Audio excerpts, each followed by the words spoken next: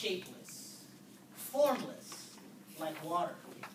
When you pour water into a cup, it becomes the cup. When you pour water into a bottle, it becomes the bottle. When you pour water into a teapot, it becomes the teapot. Water can drip, water can crash. Become like water, my friend. Raise your hand if you know who said this. So tell me, who said this? Bruce Lee. That's right, the master, Bruce Lee. Now, the first time I heard this, what I thought of is, in the 1980s, I lived in Germany as a military brat, and I was on a German soccer team. And after we did all of our running, our coach would say, shake it out, shake it out. She just kind of had to, like, just let everything go, you know, and kind of shake it out. But in reality, the more that I thought about it, I realized that be like water, my friend, was the philosophy that I was living life by.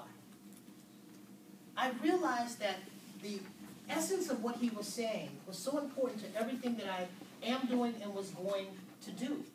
So let me explain to you through a few stories, a few vignettes about how I learned to be like water. Sometimes we don't have to learn the lessons the hard way, but we do need to remember that there's a difference between information and knowledge. Information is data, something you read, something you can learn about. But it doesn't become knowledge until you experience something. So let me share with you the experiences that made me realize that my philosophy of life really is about water. In 1994, I went to South Africa.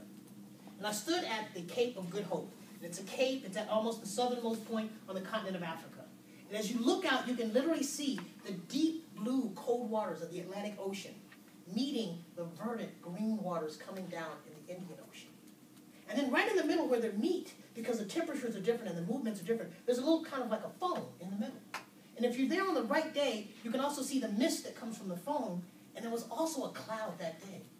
You see, water knows how to adjust. In that one moment, I saw warm, cold, foam, I saw mist, I saw cloud, all in one moment. Especially now, owning my own business and working with a lot of entrepreneurs, you have to know how to adjust. You start off saying, I'm going to do this, and then you realize, but the market makes me pivot, and now I need to do this if I want to earn some money. And I've learned that for me to be successful in life, I need to be able to pivot, to move whenever necessary. So that's one of the key philosophies in life for me, is that I have to be like water. I have to learn to adjust. Water creates life. Water empowers life. Each and every person in this room, on average, is between 57 and 60% water. And some of you, when you were a baby, you were up to 78% water. Water creates life. When I was in Hong Kong in 2003, beautiful international city, one of the greatest things about Hong Kong is like old meets new, and it's east meets west. And there was just all these wonderful thousands of things to see. You got to see Great Buddha and Temple of 10,000 Buddhas and Lantau Island and just all this awesome stuff. But the thing I remember the most are 3 people sitting on the pier in Hong Kong Harbor, fishing. A grandfather, a father, and a grandson. That little piece of time frame of sitting in front of the water is how they spent time together, 3 generations with the water. It reminded me of how I used to go fishing with my granddad. And I would catch the little ones, and of course he would catch big fish, but he would be so proud of me with the little fish, the little bitty fish that I caught. But water in so many ways gives life. So for me, one of my philosophies is I must do something to help give you life. Even with clients, when I go and say, we're going to have a 1-hour session, it always ends up being 1 hour and 15 minutes. Because I believe you got to give them that little bit extra. And my friends, if they need me to do something, Thursday, I have a busy day, I have to go to a contest, and like 9 o'clock at night, I'm going to go all the way out to God knows where, in like Richmond or something, and help a friend move chairs down the stairs. At 9 o'clock at night, and I got to fly out the next morning. Why? Because my friend asked me. I have to give life, give that little bit of extra to all the people that I know, that I meet. Water gives life. Water also creates diversity. When I went to Taiwan just 3 years ago, there's a place called Taroka Gorge. Taroka Gorge is just 19 kilometers. But within that 19 kilometers, you can see waterfalls, you can see blue-green pools, you can actually get in the water and swim around, you can see riverbeds, you can see rock beds. You can see deep gorges with beautiful views, all within this short 19-kilometer span. And for me, I have always appreciated diversity.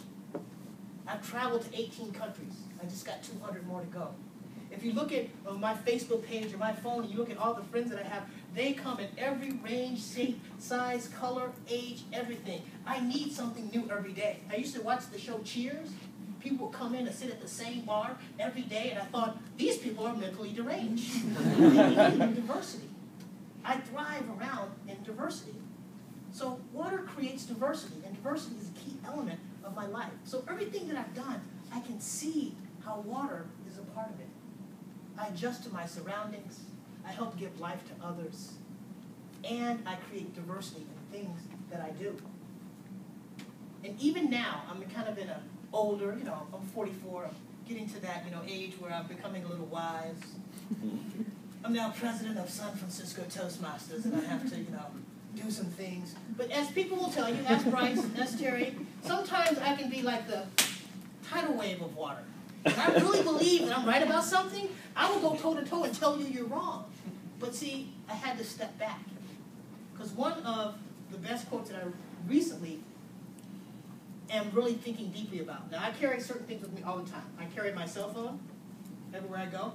I carry my wallet everywhere I go. I also carry religious text of mine as a Baha'i hidden words. And, why did I have this? This is not supposed to be in there. Aha, I have my passport for some reason. And the Tao Te Ching, okay? And the Tao Te Ching, chapter 8, is about what? Water. And chapter 8 says in the beginning, the highest good is like water.